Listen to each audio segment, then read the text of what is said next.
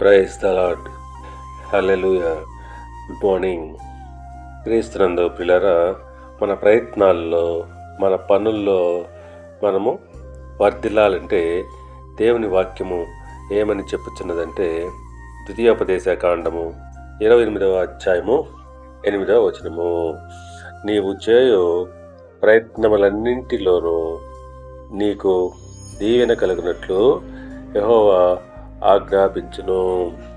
పిల్లరా, నీవు నీ దేవుడైన యెహోవా మాట శ్రద్ధగా విని ఆయన నీకు ఆజ్ఞాపించిన ప్రకారంగా, ఆయన ఆజ్ఞలన్నింటి ప్రకారంగా నడుచుకుంటున్నట్లయితే దేవుడు నీవు చేయు ప్రయత్నాలన్నింటిలోనూ నీకు దీవెన కలుగునట్లుగా ఆశీర్వదిస్తాడు.